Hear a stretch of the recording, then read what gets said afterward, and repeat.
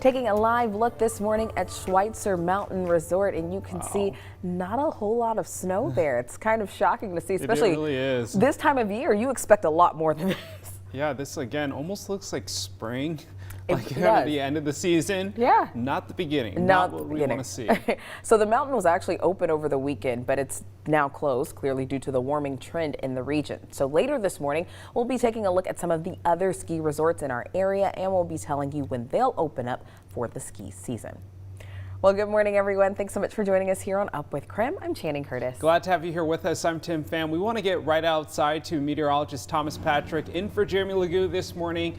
He's in the Outdoor Weather Center right now. And Thomas, we can really hear that wind coming through your mic right now. So it is warm, but a bit breezy. Yeah, it is super blustery out here. And man, if it weren't for the winds, it would feel great out here this morning because 52 degrees in December is just fine. But yeah, the winds are about 30 to 35 miles per hour. They've been blowing mainly from my left, which is from the west, but are kind of hitting the building, so they're swirling pretty much in every direction. So it's almost like getting tossed around just by the winds from our Outdoor Weather Center. Here's a look at those current temperatures. A lot of 50s on the map. The cool spot is Pullman at 47. The warm spot is Pomeroy at 62. That's the morning temperature. We're going to be well into the 50s today. In fact, 59 should be our high temperature this afternoon in Spokane. That would be a record-breaking high for the day, close to for the month, and that's since records began in 1881. More on those records in a little bit. Still some light showers from really the leftovers of yesterday's disturbance from Sandpoint and northward. This really isn't going anywhere. Shouldn't disturb the rest of the area. Expecting just partly cloudy, mostly cloudy conditions today,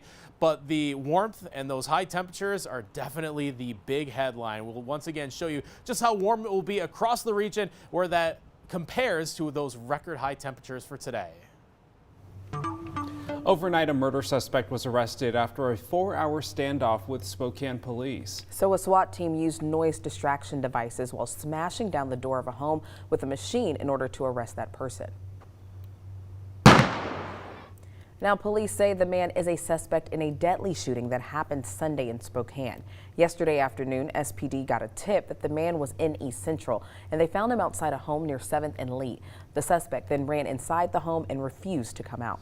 Police would not confirm the man's name, but the SWAT kept yelling over the loudspeaker for the person to come out with his hands up. Take a listen. Henry Ziegler, this is Spokane Police Department. You are under arrest. Surrender peacefully. An SPD sergeant at the standoff was unable to tell us more about the murder suspect. However, he said more information should be released soon. A former Pasco police officer was accused of killing a Spokane woman 35 years ago, and the murder charge was dropped at the time due to lack of evidence. But now Richard Aguirre is back in court because prosecutors believe they now have enough evidence to convict him of that murder. Nicole Hernandez is tracking the twists and turns in this case that span more than 3 decades. Nicole, this is a wild case. Tell us a little bit more about what happened in opening statements.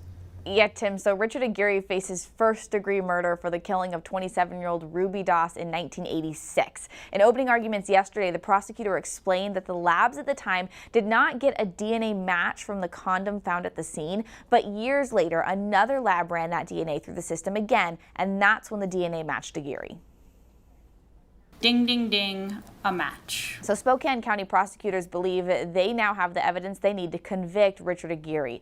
The prosecution explained to the jury back in 2014, Aguirre's DNA came through a database. A month later, that DNA turned out to be a match, and Aguirre became a suspect in Doss's death.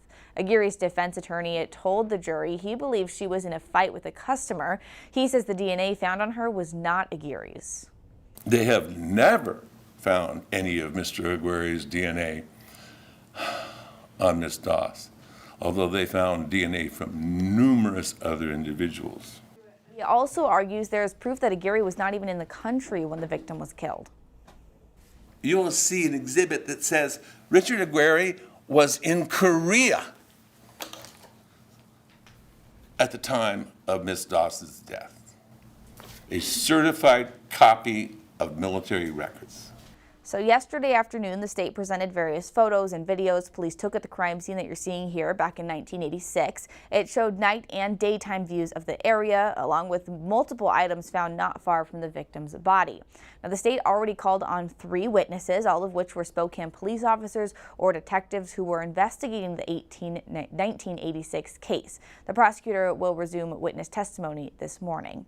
So if you're interested in more information about the trial of Richard Aguirre, you can text the word trial to 509-448-2000. We'll send you a link with information. In the newsroom, I'm Nicole Hernandez. 7:36 now, time for your morning rush. More news in less time. A group of protesters opposed to the state's mask mandate gathered outside of Finch Elementary School in northwest Spokane yesterday. The protest remained peaceful. It comes after Spokane schools escorted the school's principal and other staff members out of the building for choosing not to follow the mask mandate. Now, those who were at the protest say that they were doing so to show support for staff members. We just want to let people know that, number one, we're thankful for our freedom. We support freedom of choice, and we support this principal who had the courage to stand up to Governor Inslee and the mask mandate, and we want him to know that. The Spokane Regional Health District says masks are key in helping get us out of this pandemic. Studies by the CDC also show that schools without mask mandates are 3 times more likely to have COVID outbreaks. Today, we will hear from the Washington State Department of Health on the state's response to COVID-19. It comes as at least 80% of the population ages 12 and up have received at least 1 dose of the COVID vaccine. About 75% are fully vaccinated. Now, cases and hospitalizations in the state have been on a steady decline, according to health officials. Hospitalizations have decreased about 14% since last week. However, patients on ventilators increased by 6%. A Spokane woman is asking for help finding her mother, who has been missing since Monday. 70-year-old Peggy Burgess was last seen in Kalispell, Montana. Her phone pinged off of a tower near St. Mary's, Idaho, Monday evening, but she has not been heard from since. Peggy's daughter said that it's not like her mom to not respond to calls. Peggy has blonde hair and is about 6 feet tall. She drives a 2006 Chevy pickup with Montana license plate number at the bottom of your screen. Her daughter is also asking those who see someone matching that description to contact police. A charity has paid off the mortgage of the Spokane County firefighter who died in the line of duty earlier this year. Tunnel to Towers Foundation ensured that the family of Spokane County Fire Lieutenant Cody Traber will be able to stay in their home. Now, Traber died in August while responding to reports of a brush fire. The foundation also paid off the mortgage of a Snohomish County firefighter who died in the line of duty in 2018. That's your Morning Rush. More news in less time. Let us know what's happening in your neighborhood by using the hashtag #UpWithKREM on social media. Well, the Nutcracker is back at the Fox Theater. You hear the music there. Oh, it just makes you so happy, gets you in the holiday spirit. After the break, KREM 2's Laura Papetti joining us live with a sneak peek at the holiday festivities.